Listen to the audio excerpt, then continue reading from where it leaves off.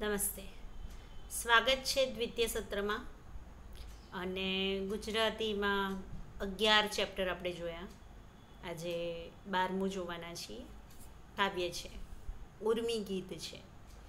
કાવ્યનું નામ છે તો જાણું. તો જાણું મીન્સ કે તમે આમ કરો તો હું તમને ઓળખું અથવા હું તમને માનું, એવા અર્થમાં અહીંયા કાવ્યની રચના થયેલી છે. કવિનું નામ છે સુરેશ દલાલ. બહુ જ સરસ રચના અને કૃષ્ણ ભક્તિનું અને કૃષ્ણ પ્રેમને વ્યક્ત કરતું કાવ્ય છે. હવે અહીંયા કૃષ્ણનું નામ આવે એટલે તમારા માટે શ્રી કૃષ્ણની કલ્પના કેવી હોય? શ્રી કૃષ્ણ કેવા? તો વાંસળી વગાડતા, એમની દરેક વાતમાં ગોપીઓ અને એમની આસપાસ રહેતા લોકો મોહિત થતા, આ બધી વાત તમને યાદ આવે. પણ અહીંયા આ કાવ્યમાં શ્રી કૃષ્ણને એક ચેલેન્જ આપવામાં આવે છે, પડકાર આપવામાં આવે છે કે તમે આમ કરશો ને તો જ હું માનીશ કે તમે આ છો. એવો અર્થ અહીંયા કાવ્યમાં દર્શાવાયો છે. હવે શ્રી કૃષ્ણની વાત નીકળી છે એટલે હું ચોક્કસથી કહીશ કે કૃષ્ણને જેટલા તમે જાણ્યા છે અથવા સાંભળ્યું છે જે કૃષ્ણ માટે, એ સિવાય પણ ઘણા બધા લેખકોએ, ઘણા બધા સાહિત્યકારોએ શ્રી કૃષ્ણ વિશે ઘણી બધી વાતો કરી છે. આજના ખૂબ જ પ્રસિદ્ધ એવા કદાચ સાહિત્યકારોમાં તમને નામ ખબર હોય કે નહીં મને ખબર નથી, પણ અંકિત ત્રિવેદી નામ તમે કદાચ સાંભળ્યું હશે. ગુજરાતી સાહિત્યના જે ચાહકો હોય એમાં આજે પ્રસિદ્ધિના શિખરે બેઠેલા છે. એવા અંકિત ત્રિવેદીના યુટ્યુબ પર ઘણા કૃષ્ણ ભક્તિને લઈને અથવા કૃષ્ણને લઈને ઘણા બધા વિડીયોઝ છે. તો આઈ હોપ કે તમે લોકો સાંભળો અને ગુજરાતી સાહિત્ય અને આપણા ઐતિહાસિક પાત્રો કેવા સંકળાયેલા છે એની વાતો સાંભળો, સમજો અને આપણી પ્રાચીન સંસ્કૃતિને થોડા જીવતા શીખો, એવી હું પ્રાર્થના કરું છું. અને તમને એક રિક્વેસ્ટ કરું છું કે આપણે મોટા થઈ રહ્યા છીએ તો ઘણું બધું કરીએ છીએ. પુસ્તક વાંચવાનું શરૂ કરો. પુસ્તક વાંચવું ના ગમે તો ઘણા બધા વિડીયોઝ પણ હવે તો અવેલેબલ હોય છે, તો એ સાંભળો અને એમ કરીને તમે સાહિત્યથી નજીક જાઓ. તો સૌથી પહેલાં સુરેશ દલાલ વિશે જોઈશું અને પછી કાવ્ય સમજીશું. કવિનું નામ સુરેશ પુરુષોત્તમ દાસ દલાલ. ગુજરાતી ભાષાના કવિ, નિબંધકાર, બાળ સાહિત્યકાર અને સંપાદક એવા સુરેશ દલાલનો જન્મ 11 ઓક્ટોબર 1932 મહારાષ્ટ્રમાં થયેલો અને મૃત્યુ એમનું 2012 10 ઓગસ્ટના દિવસે થયેલું મુંબઈમાં જ. એમના ઉપનામ છે કિશત વકીલ રથિત શાહ. એમનો વ્યવસાય કવિ, નિબંધકાર અને સંપાદક તરીકે. ભાષા એમની ગુજરાતી જ છે, રાષ્ટ્રીયતા ભારતીય છે. શિક્ષણ એમનું MA PhD છે અને ઘણા બધા પુરસ્કારો એમને મળેલા છે. એમાં ખાસ કરીને રણજીતરામ સુવર્ણચંદ્રક અને સાહિત્ય અકાદમી પુરસ્કાર એમને મળેલા છે. ઘણી બધી રચનાઓ એમણે કરેલી છે અને એ પોતે એકવાર એમના વક્તવ્યમાં એવી વાત કરેલી કે એમણે એમની દીકરીના લગ્ન વખતે પુસ્તકોની ભેટ આપેલી. લગ્નમાં જે કન્યાદાન કરવામાં આવે એ વખતે આમ તો ઘરેણાં આપવાનો રિવાજ છે, પણ એમણે દીકરીને પુસ્તકો આપેલા. અને એ દ્વારા આપણે પણ એક શીખ મેળવવાની કે પુસ્તક એ આપણા માટે બહુ જ જરૂરી છે અને આપણી પાસે વાંચવા માટે કોઈને કોઈ એક નાનું મોટું પુસ્તક હોવું જ જોઈએ. તો એવા સુરેશ દલાલના કેટલાક પુસ્તકો છે, જોઈએ. આમ તો બહુ જ લાંબુ લિસ્ટ છે, તેમ છતાં જોઈએ. કાવ્ય સંગ્રહો છે એકાંત, તારીખનું ઘર, અસ્તિત્વ, નામ લખી દઉં, હસ્તાક્ષર, સિમ્ફની, રોમાંચ, સાતત્ય, પિરામિડ, રિયાઝ, વિસંગતિ, સ્કાય સ્ક્રેપર, ઘર જુરાપો, એક અનામી નદી, ઘટના, રાધા શોધે મોરપીંછ, કોઈ રસ્તાની ધારે ધારે, પવનના અશ્વ. હવે આ જે કાવ્ય છે આજે આપણે ભણવાના છીએ એ એકાંત કાવ્ય સંગ્રહમાંથી લીધેલું છે. એમના કેટલાક નોંધપાત્ર ગીતો છે અને એનું બહુ જ મહત્ત્વનું પ્રદાન છે. અને એ સંગ્રહો કાવ્ય સૃષ્ટિ કરીને એક પુસ્તક છે એમાં સંગ્રહાયેલા છે. બાળ કાવ્ય સંગ્રહો છે એમના ઈટ્ટા કિટ્ટા, ધીંગા મસ્તી, અલક ચલાણું, ટીંગા ટોળી, બિલ્લુ, છાકમ છલ્લો, બિંદાસ્ત, પિનકુશન. એમણે કેટલીક બાળ વાર્તાઓ લખી છે એનું નામ છે. નિબંધ સંગ્રહો આપેલા છે મારી બારીએથી, ભાગ 2, સમી સાંજના શમિયાણામાં, ભૂરા આકાશની આશા, મોજાની ચીંધવા સહેલા નથી, મોજાને ચીંધવા સહેલા નથી, અમને તડકો આપો, વિવેચન ગ્રંથ, અપેક્ષા, પ્રક્રિયા અને સમાગમ. હવે આ વિવેચન ગ્રંથ, તમને ત્યાં કદાચ કન્ફ્યુઝન થાય કે what is the meaning of વિવેચન. તો કોઈ એક પુસ્તક લખાયું છે અથવા કોઈ એક સાહિત્યકારે કોઈ પુસ્તકની રચના કરી છે, તો એ પુસ્તકમાં સારી બાબતો અને કઈ બાબતોને હજુ સુધારવા જેવી છે એ વાતોનું ફરીથી કોઈ લખાણ કરે અને એ લખાણને વિવેચન કર્યું કહેવાય. અને વિવેચન કરનાર વ્યક્તિને વિવેચક કહેવાય. ગુજરાતી ભાષા સાહિત્યને જ્યારે આપણે સમજતા હોઈએ ત્યારે અમુક શબ્દો આપણા માટે સમજવા બહુ જ જરૂરી છે.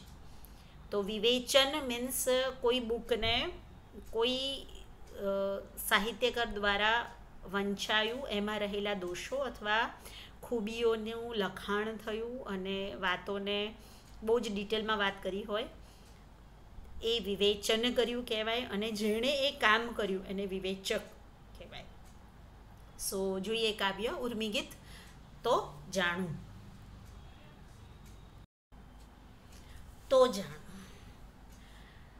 મારી ગાગર ઉતારો તો જાણું કે રાજ તમે ઉચક્યો તો પહાડને, હું તો ઘેર ઘેર જઈ વખાણું કે રાજ તમે ઉચક્યો તો પહાડને.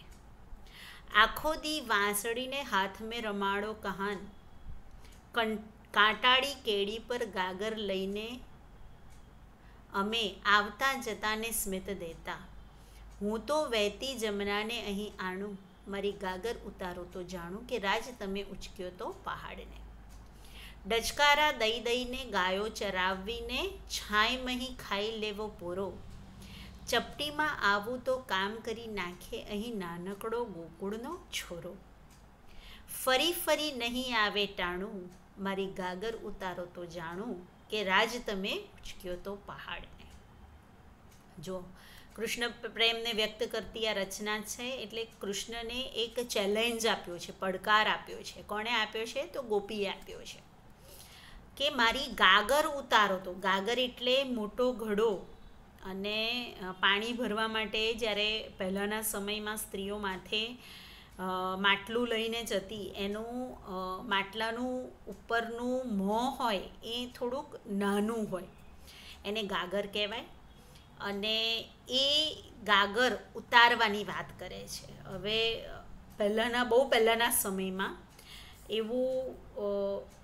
એવો રિવાજ હતો કે જો કોઈ પુરુષ કોઈ સ્ત્રીનું ગાગર ઉતારે તો એ એનો પતિ થઈ શકે. એટલે બહુ જ વિચારીને કોઈ સ્ત્રીનું ગાગર પહેલાંના સમયમાં લોકો ઉતારતા.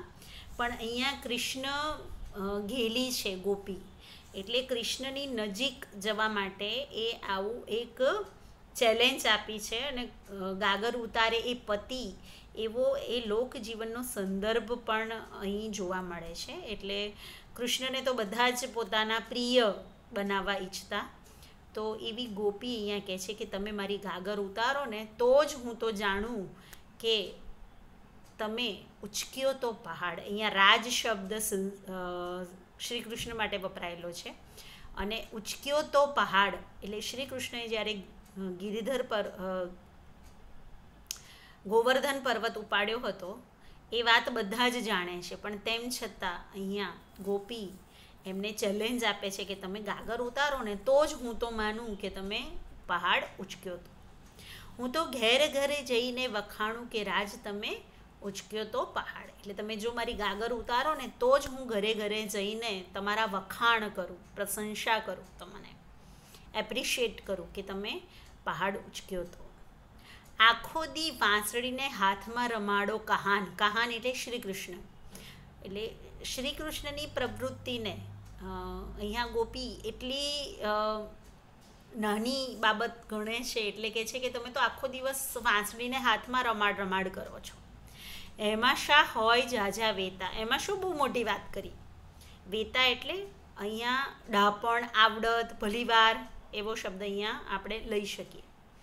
કાંટાળી કેડી પર ગાગર લઈને અમે આવતા જાતાને સ્મિત દેતા. જુઓ, તમે તો ખાલી વાંસળીને હાથમાં રમાડો છો, એમાં શું મોટી વાત કરી અથવા એમાં શું તમારી મોટી આવડત દેખાઈ ગઈ.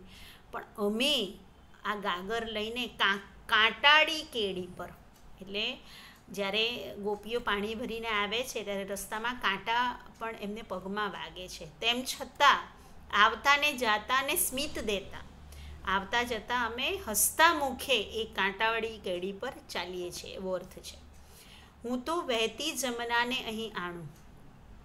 હવે વહેતી જમના ઇટ મીન્સ યમુના નદી વહે છે એને અહીં આણું, એટલે ગાગરમાં યમુનાનું પાણી લઈ આવે છે, એટલે એનું વર્ણન કરે છે કે એ પાણી માટલામાં લઈને હું તો યમુના નદીને છેક ઘર સુધી લઈ જાઉં છું.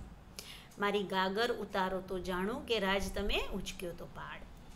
ડચકારા દઈ દઈને ગાયો ચરાવવી. જો એક તો શ્રી કૃષ્ણ વાંસળી વગાડે, બીજું ગાયો ચરાવવા જાય, એટલે ડચકારા દેવા. ડચકારા દેવા એટલે ગાયોને હાંકવા માટેનો જે અવાજ હોય એને ડચકારા કર્યા કહેવાય. તો ડચકારા દઈ ગાયો ચરાવીને છાંય મહી ખાઈ લેવો પોરો. એટલે તમે તો ગાયો ચરાવવા જાઓ છો ત્યારે છાંયડામાં ખાઈને પોરો ખાઓ છો. પોરો ખાઓ છો એટલે આરામ કરો છો. ચપટીમાં આવું તો કામ કરી નાખે અહીં નાનકડો ગોકુળનો છોરો.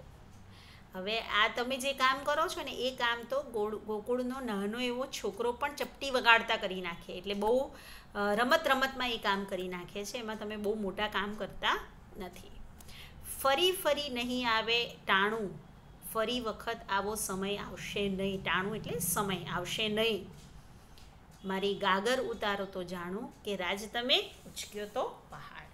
જો શ્રી કૃષ્ણની પ્રવૃત્તિને, શ્રી કૃષ્ણને નજીક જવા માટે કેવી ગોપી પોતાની વાત મૂકે છે અને કૃષ્ણને ચેલેન્જ આપે છે. તો એ વાત આ કાવ્યમાં પ્રગટ થઈ છે. કાવ્યનું મૂળ ભાવ કૃષ્ણ પ્રેમનો છે અને રાધા કૃષ્ણ અને કાન ગોપી એવા સંબંધો વિશે ઘણા કાવ્યો લખાયા છે. એમાં પણ કૃષ્ણનો મહિમા વ્યક્ત થયેલો છે. તો એવા કાવ્યો અને કૃષ્ણની ઘણી બધી આવી સરસ રચનાઓ મેળવો અને વાંચો, અને કૃષ્ણ માટે લખાયેલી વાતોને વાંચીને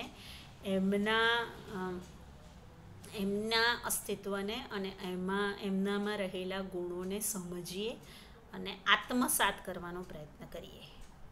સો આની સાથે પીડીએફમાં આવેલા ક્વેશ્ચન આન્સર લખી લેશો અને કાવ્યને એકવાર પોતાની રીતે વાંચવું. અને પ્રસ્તાવના સાથે અહીંયા આપણે લેખક પરિચય છે એ અને ટૂંકાણમાં સમજૂતી છે એ બંને વાંચીને, કાવ્ય વાંચીને પછી કાવ્ય સમજવાનો પ્રયત્ન કરવો. Thank you very much.